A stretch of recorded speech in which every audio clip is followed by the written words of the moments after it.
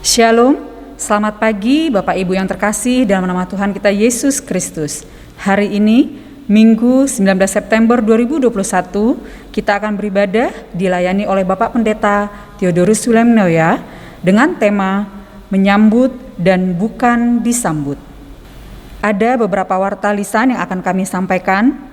Yang pertama, Ibadah Perjamuan Kudus GKI Rungkut Asri dengan tema Keluarga yang dirahmati Allah. Pada hari Minggu, 3 Oktober 2021, pukul 9.00 akan dilaksanakan Sakramen Perjamuan Kudus Partisipatif. Perjamuan Kudus akan dilaksanakan di gereja dan jemaat dapat berpartisipasi di rumah masing-masing melalui live streaming.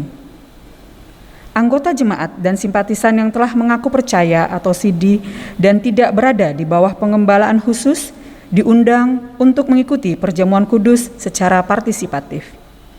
Roti dan anggur perjamuan kudus sudah bisa diambil di kantor gereja di hari dan jam kerja kantor gereja, hari Senin sampai Sabtu, pukul 8 sampai 16.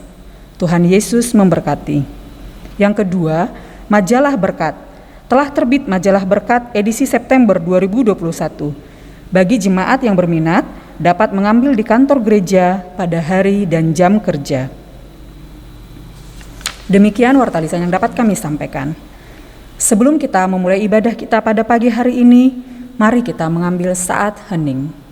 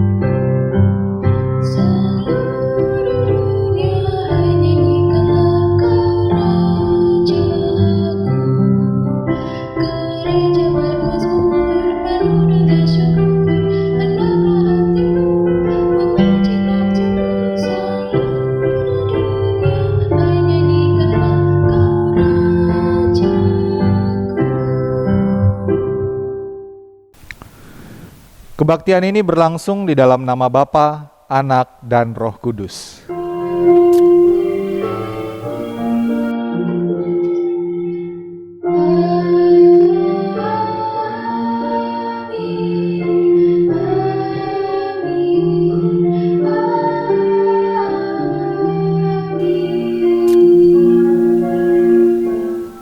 Tuhan beserta saudara sekalian. Dan menyertai saudara juga. Bapak Ibu Saudara-saudari, hari ini kita beribadah merayakan hari Minggu, hari Tuhan kita. Minggu ini firman Tuhan mengingatkan kita bahwa Yesus terus berusaha menyadarkan para murid untuk menyambut sesama yang dianggap hina, kecil, tidak diperhitungkan, daripada mengejar ambisi mereka untuk ingin disambut dan diutamakan. Yesus berkata, barang siapa menyambut seorang anak seperti di dalam namaku, ia menyambut aku. Dan barang siapa menyambut aku, bukan aku yang disambutnya, tetapi dia yang mengutus aku. Kita pun diajak untuk selalu melakukan apa yang diajarkan Yesus dalam kehidupan kita sehari-hari.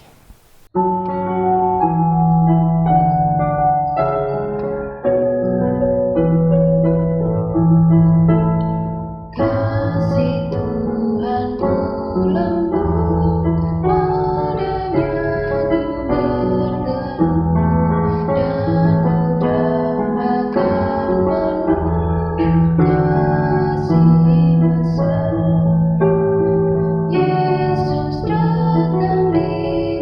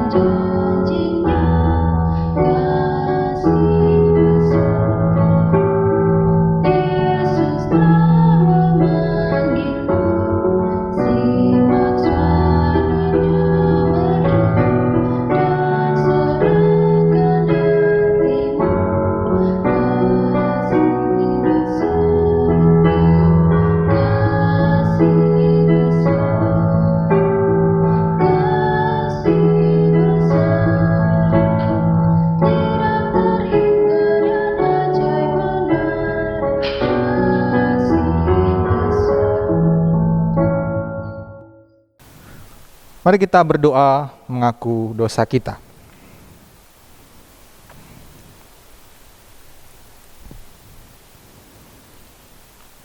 Allah yang baik, dalam kehidupan kami menjumpai banyak orang yang lemah, yang terpinggirkan dan membutuhkan pertolongan. Kami tahu bahwa Engkau menghendaki kami agar menyambut mereka yang kecil dan lemah. Namun kami sibuk dengan kepentingan diri kami sendiri, sehingga kami menutup mata dengan keberadaan mereka yang di sekitar kami. Kami tidak menyambut mereka sebagaimana Engkau menyambut kami, malah kami menolak mereka. Karena itu kami mohon, kasihanilah kami dan ampunilah kami akan kesalahan kami. Ajarlah kami untuk menyambut sesama kami sebagaimana Engkau menyambut kami. Kepadamu kami memohon. Amin. Umat Tuhan, terimalah berita anugerah dari Mazmur 54 ayat 6. Sesungguhnya Allah adalah penolongku, Tuhanlah yang menopang aku. Demikianlah berita anugerah dari Tuhan. Syukur kepada Allah. Damai Kristus bagimu. Damai Kristus bagimu juga.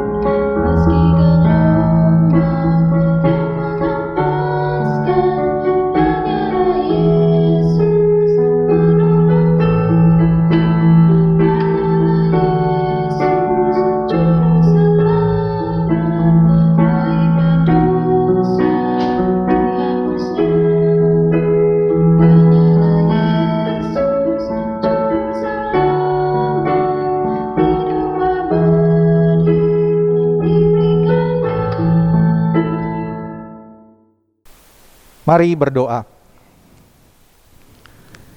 Ya Allah, kami mengucap syukur karena kasih-Mu begitu besar. Tuhan menerima kami, menyambut kami menjadi anak-anak-Mu. Dan Tuhan juga yang memanggil kami untuk mau menyambut sesama kami.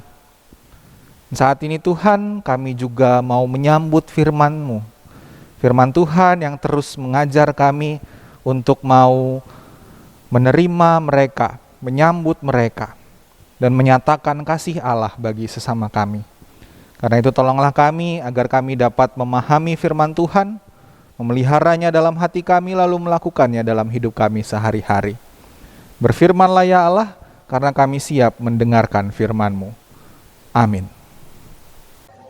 Bacaan yang pertama terambil dari Yeremia 11 ayat 18 sampai 20. Nyawa Yeremia terancam di Anator. Tuhan memberitahukan hal ini kepadaku, maka aku mengetahuinya. Pada waktu itu Engkau Tuhan memperlihatkan perbuatan mereka kepadaku. Tetapi aku dulu seperti anak domba jinak yang dibawa untuk disembelih.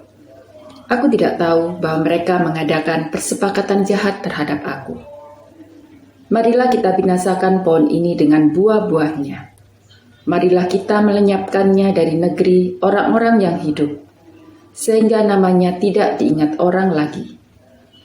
Tetapi Tuhan semesta alam yang menghakimi dengan adil, yang menguji hati dan batin, biarlah aku melihat pembalasan-Mu terhadap mereka, sebab padamulah kuserahkan perkaraku. Demikianlah sabda Tuhan. Syukur kepada Allah. Marilah kita menanggapi bacaan tadi dengan membaca Mazmur 54. Ya Allah, dengarkanlah doaku. Beri telinga pada ucapan mulutku. Sebab orang angkuh bangkit menyerangku. Yang tak mempedulikanmu ingin mencabut nyawaku. Sesungguhnya Kau Allah penolongku, dan Tuhanlah yang menopang diriku. Kejahatan itu biarlah berbalik pada musuhku. Binasakan mereka karena kesetiaan-Mu.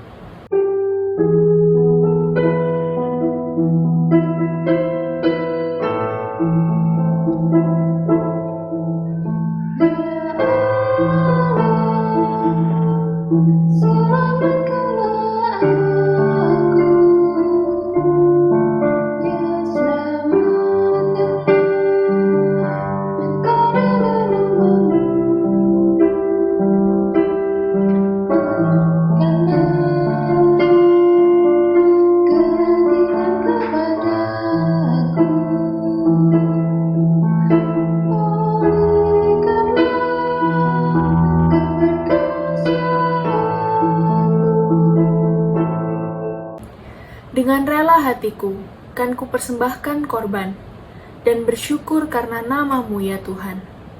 Dia lepaskan aku dari segala kesesakan, dan mataku pun memandangi musuhku.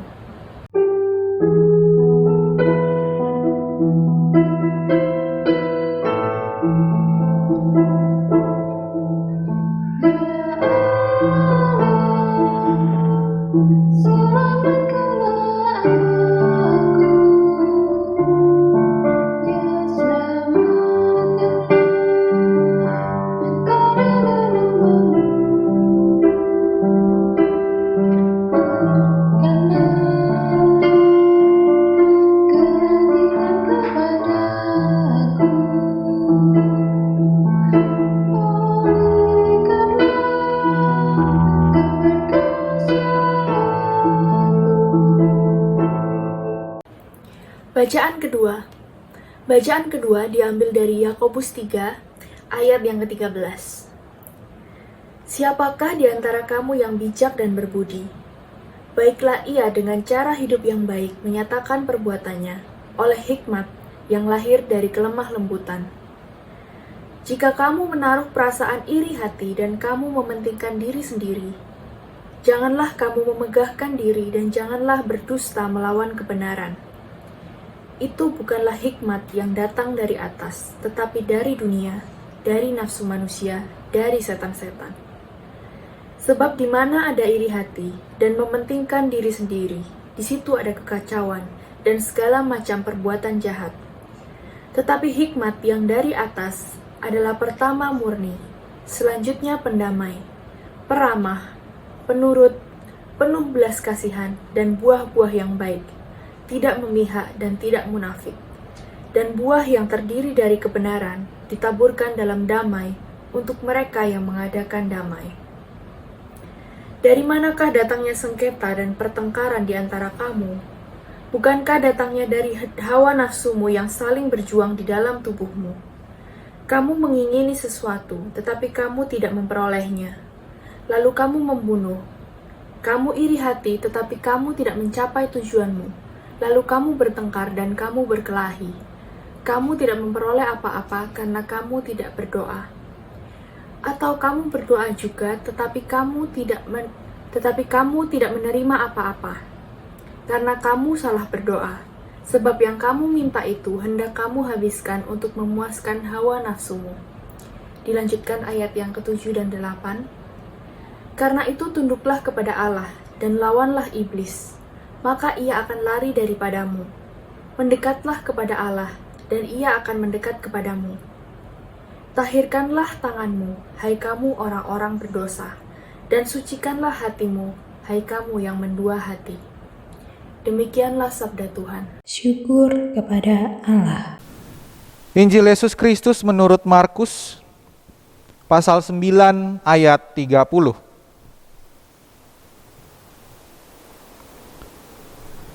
Yesus dan murid-muridnya berangkat dari situ dan melewati Galilea.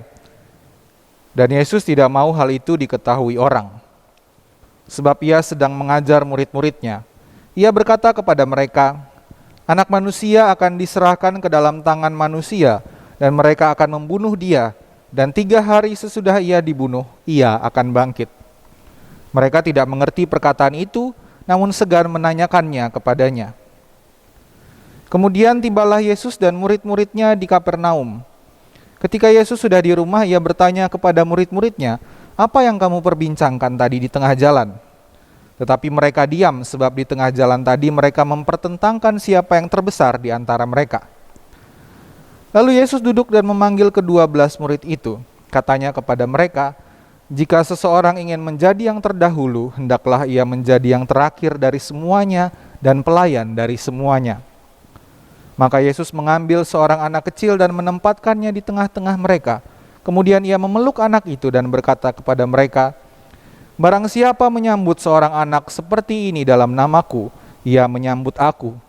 Dan barang siapa menyambut aku, bukan aku yang disambutnya, tetapi dia yang mengutus aku." Demikianlah Injil Yesus Kristus. Yang berbahagia ialah mereka yang mendengarkan firman Allah dan yang memeliharanya. Haleluya.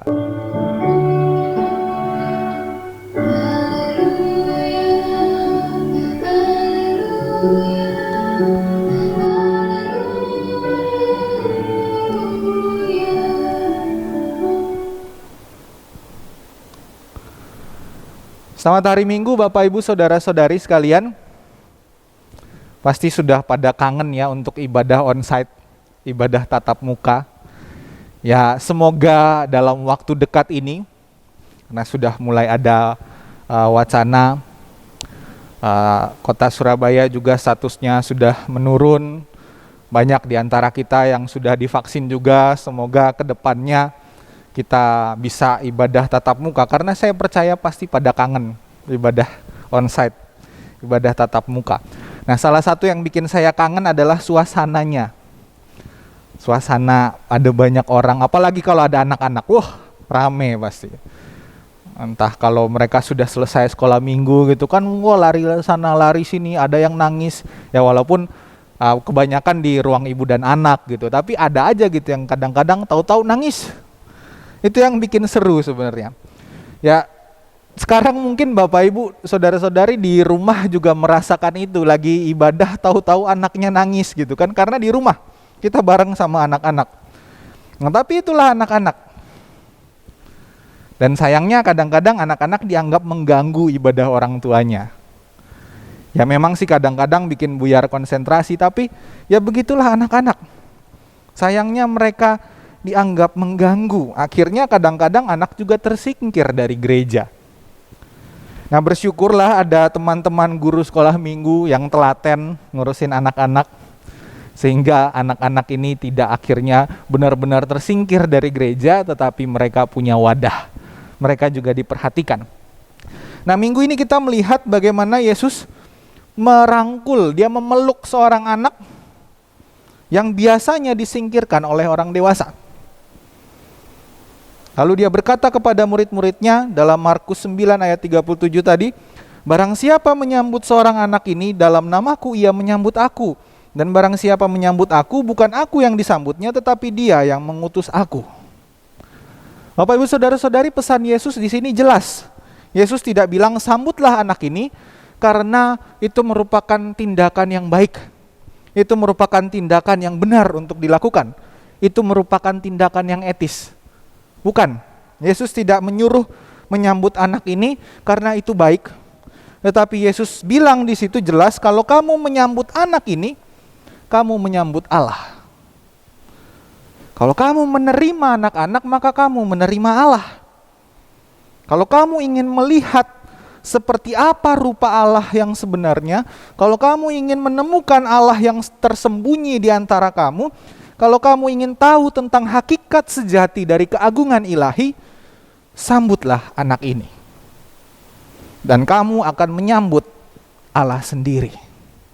Itu yang mau Yesus katakan. Dan kenapa Yesus berkata demikian kepada murid-muridnya? Karena saat itu Yesus kembali bicara soal penderitaan, sama seperti minggu lalu. Yesus bicara soal kematiannya. Dan lagi-lagi mereka tetap tidak paham dengan ucapan Yesus. Tapi mereka segan untuk bertanya. Gak paham, tapi segan. Nah, apa kata pepatah? Malu bertanya, sesat di jalan. Benar, dan maka tersesatlah murid-murid ini. Mereka tersesat pada perdebatan siapa yang lebih besar di antara mereka, siapa yang lebih utama, siapa yang lebih dahulu dari antara mereka. Dan ketika Yesus bertanya, kamu ngomongin apa sih tadi di jalan? Mereka diam. Mereka malu untuk menjawab kepada Yesus. Tapi Yesus tahu apa yang mereka bicarakan. Karena itulah ia kemudian mengambil gestur yang ramah. Dia memeluk seorang anak kecil dan disitulah dia mengajarkan kepada murid-muridnya tentang arti kekuasaan, arti kebesaran seperti apa. Yang bersedia menjadi pelayan bagi semuanya adalah yang terbesar, adalah yang terdahulu. Yang menyambut anak ini, ia menyambut Allah sendiri. Nah, pertanyaannya, bagaimana kita melihat Allah di dalam diri seorang anak kecil? Sifat-sifat kanak-kanak seperti apa yang dihubungkan dengan Allah? Ada yang bilang bahwa Yesus berkata demikian, Yesus menghubungkan Allah dengan anak-anak itu karena anak-anak itu baik, lemah lembut, tidak egois gitu. Memang agak berlebihan sih kalau kita bilang anak-anak itu baik, lemah lembut, tidak egois. Karena anak-anak kecil yang saya tahu adalah mereka itu rame, suka lari-larian ke sana sini. Bahkan dalam kebaktian kan seperti yang saya sudah bilang tadi, mereka memang jujur tapi mereka juga ingin tahu. Makanya mereka suka bertanya. Mereka bersemangat tapi mereka cepat bosan. Mereka kadang patuh tapi kadang juga nakal. Mereka bisa murah hati, tapi mereka bisa juga sangat egois. Mereka lucu, tapi mengejutkan dan melelahkan. Jadi seorang anak itu, karakter anak itu kompleks, macam-macam. Lantas karakter anak-anak apa yang menggambarkan Allah yang dimaksud oleh Yesus di sini? Nah, kita bisa lihat ketika ini dikontraskan dengan sikap para murid. Dan karakter anak-anak itulah yang membawa kita kepada Allah. Nah, yang saya mau garis bawahi di sini, anak-anak itu mengajarkan kita untuk menerima semua. Maksudnya apa? Ketika kita memberi pilihan kepada anak-anak, nah kamu mau coklat apa es krim? Jawaban yang paling sering didengar adalah mau dua-duanya dong. Kalau bisa dua-duanya, kenapa harus pilih salah satu? Bahkan kalau pilihannya coklat, es krim, atau mainan, semuanya kalau bisa. Kecuali memang anak-anak itu nggak suka coklat atau es krim. Tapi saya jarang sih menemukan anak kecil nggak suka coklat atau es krim. Pasti suka. Memang terkesan egois, tapi itu memperlihatkan bahwa anak-anak itu nggak milih-milih. Mereka menerima semua. Nah, di samping itu, anak-anak juga tidak pernah ragu untuk bermain dengan anak lain, bahkan yang mereka nggak kenal. Saya kalau naik kereta gitu ya, ada orang tua yang membawa anaknya di kursi sini, di kursi sana, ada juga yang bawa anaknya. Bisa gitu mereka main anak kecil tanpa pernah kenal, tanpa tahu ini siapa, mereka main dengan gembira. Mereka menerima aja tanpa bertanya asalmu dari mana, sekolahmu di mana, agamamu apa, mereka nggak pernah bertanya itu. Langsung cair aja begitu. Nah, beda dengan para murid yang berdebat siapa yang terbesar, siapa yang terkecil, siapa yang terdahulu, siapa yang terkemudian. Mereka nggak bisa memahami bahwa dalam kerajaan Allah semua diterima. Bahwa dalam kerajaan Allah tidak ada yang membeda-bedakan. Bahwa dalam kerajaan Allah nggak ada yang berdebat siapa yang terbesar, siapa yang terkecil.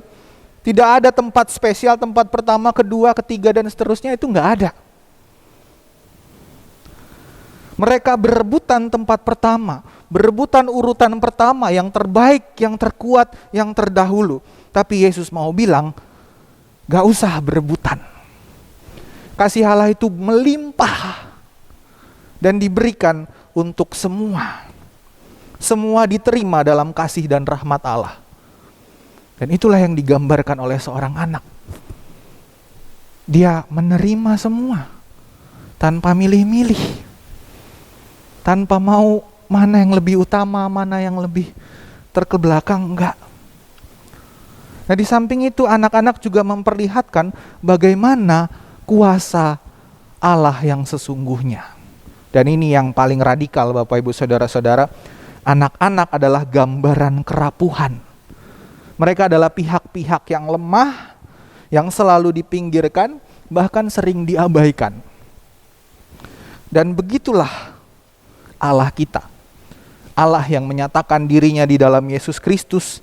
Allah yang tidak datang dengan pedang, dengan kekuasaan, melainkan Allah yang menjadikan dirinya rapuh dalam diri seorang manusia.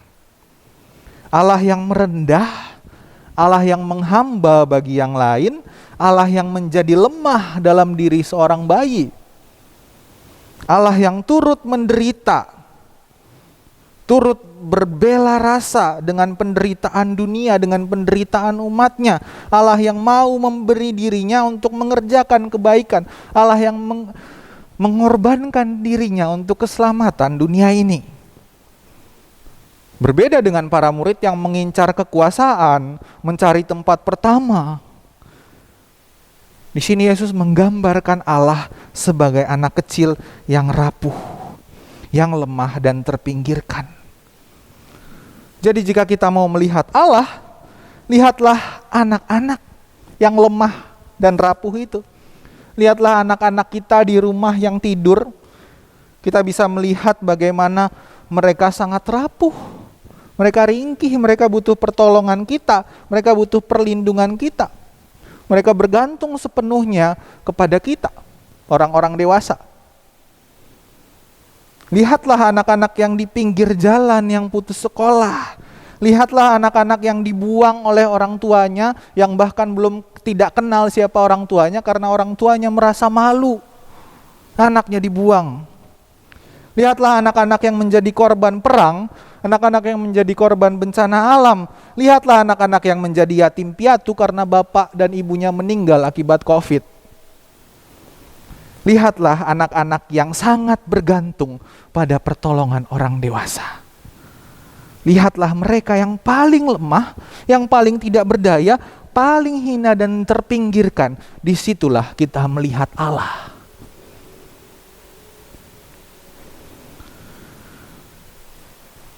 Dengan menyambut mereka yang lemah, kita menyambut Allah sendiri. Dengan melayani mereka yang rapuh, kita melayani Allah. Apapun yang kita perbuat bagi mereka yang hina, kita perbuat itu bagi Allah kita. Karena itu lihatlah di sekeliling kita.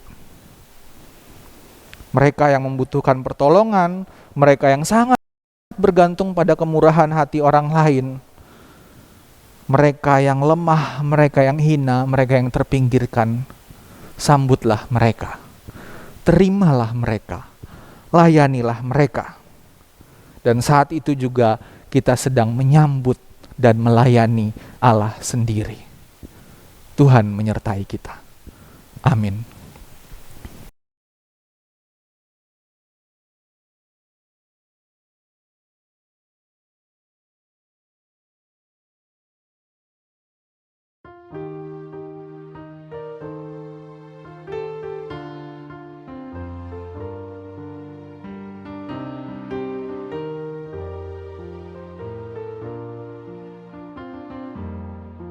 Ku persembahkan cinta padamu, oh Tuhan, bunga kasih karuniamu.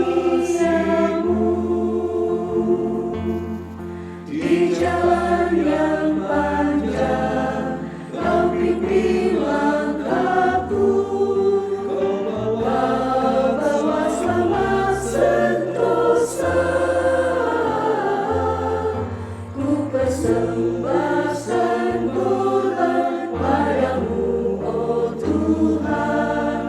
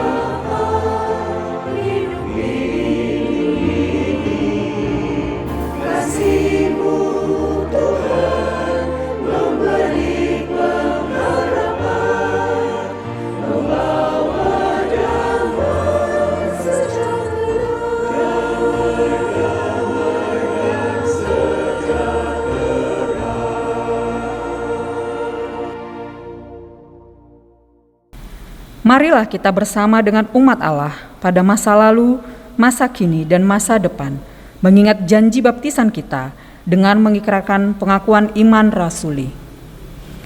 Aku percaya kepada Allah, Bapa yang Maha Kuasa, Khalik langit dan bumi, dan kepada Yesus Kristus, anaknya yang tunggal Tuhan kita, yang dikandung daripada Roh Kudus, lahir dari anak darah Maria, yang menderita sengsara di bawah pemerintahan Pontius Pilatus, disalibkan, mati dan dikuburkan, turun ke dalam kerajaan maut. Pada hari yang ketiga, bangkit pula dari antara orang mati, naik ke surga, duduk di sebelah kanan Allah, Bapa yang Maha Kuasa, dan dari sana Ia akan datang untuk menghakimi orang yang hidup dan yang mati. Aku percaya kepada Roh Kudus, gereja yang kudus dan am, persekutuan orang kudus, pengampunan dosa, kebangkitan orang mati, dan hidup yang kekal. Amin. Mari menaikkan doa syafaat kita. Kita berdoa. Allah yang baik, kami mengucap syukur karena Engkau menyambut kami dengan cinta kasih-Mu. Engkau Allah yang hadir bagi kami. Engkau Allah yang menempatkan diri-Mu dengan begitu rendah sehingga Engkau bisa merasakan apa yang kami rasakan. Engkau Allah yang berbela rasa, yang turut menderita bersama-sama dengan kami, yang peduli kepada kami. Karena itu ajarlah kami menyambut mereka yang lemah, mereka yang hina, mereka yang butuh pertolongan. Karena dengan itulah kami menyambut Engkau, kami melayani Engkau, kami menerima Engkau.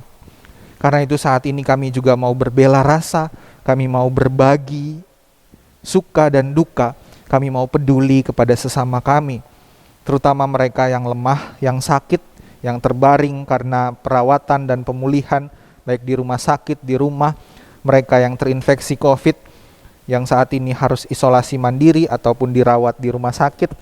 Tuhan, kuatkanlah mereka.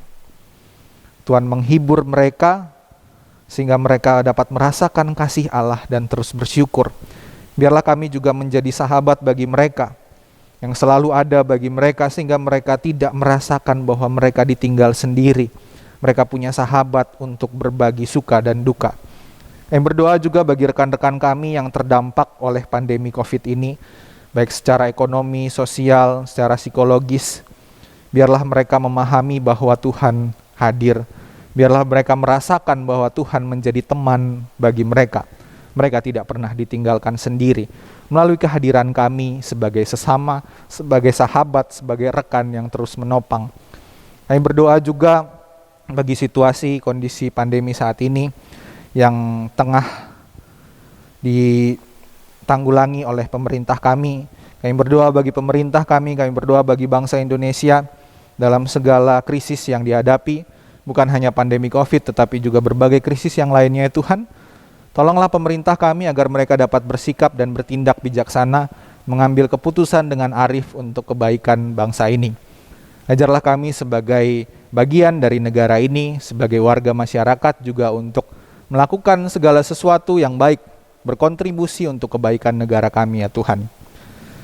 Kami berdoa juga bagi gereja Tuhan di seluruh dunia, gereja-gereja di Indonesia, bahkan gereja Tuhan, gereja Kristen Indonesia. Di Jemaat-Mu GKI Rungkut Asri, saat ini kami melakukan segala aktivitas, segala pelayanan kami dalam kondisi yang terbatas. Namun kami percaya Tuhan tetap menyertai kami, memampukan kami sehingga dalam segala keterbatasan, pelayanan kami dapat menjangkau banyak orang, menjadi berkat bagi warga jemaat, simpatisan, bagi masyarakat di sekitar kami, bahkan bagi siapapun yang kami jumpai dalam kehidupan sehari-hari. Tuhan tolong kami, baik majelis jemaat, badan pelayanan, anggota jemaat dan simpatisan, biarlah kami dapat terus mengupayakan kebaikan, mengerjakan segala sesuatu yang menyatakan kasih dan rahmat Allah bagi dunia ini. Kami bersyukur Tuhan karena Engkau juga memelihara kami dalam segala pergumulan kami, segala suka dan duka kami, Tuhan pelihara kami. Tuhan mampukan kami untuk tetap bertahan di tengah pergumulan kami. Dan karena itu kami bersyukur kepadamu ya Tuhan. Inilah permohonan kami ya Tuhan, ungkapan syukur kami yang kami naikkan kepadamu di dalam nama Bapa, Anak, dan Roh Kudus. Amin. Sekarang kita tiba saatnya untuk memberikan persembahan. Persembahan untuk kas gereja, Bapak Ibu bisa memberikan melalui transfer ke rekening BCA ataupun melalui QR Code. Persembahan untuk pembangunan, Bapak Ibu dapat memberikan transfer melalui rekening Bank Mandiri. Persembahan tunai, Bapak Ibu dapat memberikannya dalam amplop tertutup dan memasukkannya di kotak persembahan di gereja, atau dapat menghubungi kantor gereja untuk mengambil persembahan di rumah Bapak Ibu dalam amplop tertutup. Umat Tuhan, marilah bersyukur kepada Tuhan melalui persembahan yang kita berikan dengan rela hati. Firman Tuhan dalam Mazmur 96 ayat 8 berkata, "Dengan rela hati aku akan mempersembahkan korban kepadamu, bersyukur sebab namamu baik, ya Tuhan."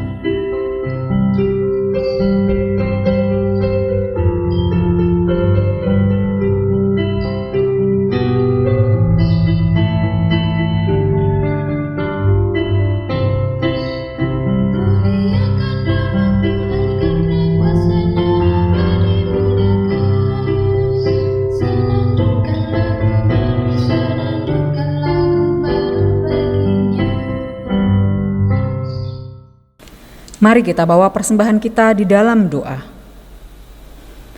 Ya Tuhan, kami mengucap syukur atas kehidupan yang telah Engkau berikan, atas cinta kasih-Mu yang dapat kami rasakan hari lepas hari. Terimalah persembahan yang telah kami kumpulkan ini ya Tuhan sebagai ucapan syukur kami. Biarlah persembahan ini dapat dipakai untuk menjadi berkat bagi sesama kami.